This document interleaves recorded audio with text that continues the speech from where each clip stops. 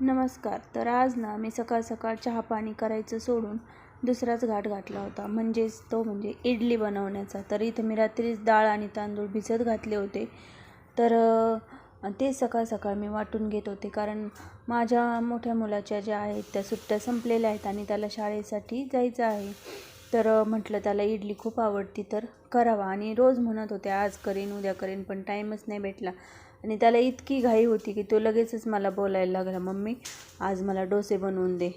तर मी म्हटलं ठीक आहे, पीठ जर तयार झालं दुपारपर्यंत तर मी नक्कीच तुला बनवून देईन. पण काय पीठ तयार झालंच नाही. मग त्याचा जाण्याचा प्लॅन आम्ही कॅन्सल केला. आणि हे आता त्यांना चहा प्यायची इतकी घाई झाली होती, तर एकाने दुसऱ्याला बोट लावलं का लगेच त्यांची भांडणं मारामारी चालू होतात. तुम्ही बघाच आता.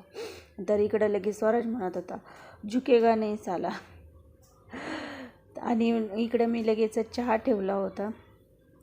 तर सगळ्यांना मी आता चहा आणि शंकरपाळे याचाच नाश्ता देणार होते आज, कारण आज मला ते डोसे वगैरे बनवायचे होते. म्हटलं मग दुसरं बनवण्यात टाईम वेस्ट करण्यापेक्षा शंकरपाळे कालच बनवले होते तेच मी आता सगळ्यांना देते. तर इकडं माझ्या सासऱ्यांना लवकर शेतात जायचं होतं, त्यामुळे त्यांना अगोदर मी दिलं, नाहीतर ते लगेच तसेच जातात.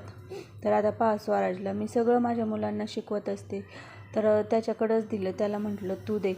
आणि आता या दोघांनासुद्धा शंकरपाळे मी खायला दिले होते. त्यानंतर मी इथं म्हटलं आज कोबी बनवा. मग काय घेतला, कोबी घेतला, करा कापू.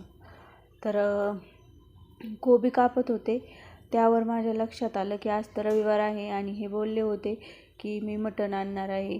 तर मग मी काय केलं, हा सगळा कट वगैरे केल्यानंतर माझ्या लक्षात आलं. मग तो प्लॅन कॅन्सल केला. म्हटलं नंतर ते आल्यावरती पाहीन, तोपर्यंत चपात्या करून घेते. मग चपात्या झाल्यानंतर इकडे रात्रीचं शिल्लक वरण होतं. म्हटलं मग आता हे टाकून देण्यापेक्षा ना त्याचं आपण आहे ना चकोल्याच करून घेऊ. वरण फळ कोणी बोलतं, वरण चकल्या कोणी बोलतं. तर मी याला घेतलं एक चपातीचा उंडा आणि लाटून घेतला ना, असे बारीक बारीक कट करून घेतले. तर आपल्या वरण चकल्या शिजत होत्या, म्हणून मी म्हणलं चला आता मागच्या घरात पाहते. तर मुलांनी इतका पसारा करून ठेवला होता. मला तर इतका वैताग येतो ना कधी कधी. असं वाटतं आपल्याला एखादी मुलगी असती ना, तिने हे सगळं आवरलं असतं, पण कशाचं काय. तर आता मी इकडचं पसारा आवरून घेते आणि मग बोलते तुमच्यासोबत. तर हा पसारा आवरून झाल्यानंतर मग मी लगेचच इकडे भांड्याचा पाळा उचलायला आले. म्हटलं सगळे आपल्या वरण चकल्या शिजतात तोपर्यंत सगळे भांडे वगैरे गोळा करून घेते. म्हणजे एकदा किचन स्वच्छ झालं ना की मला काही टेन्शन वाटत नाही.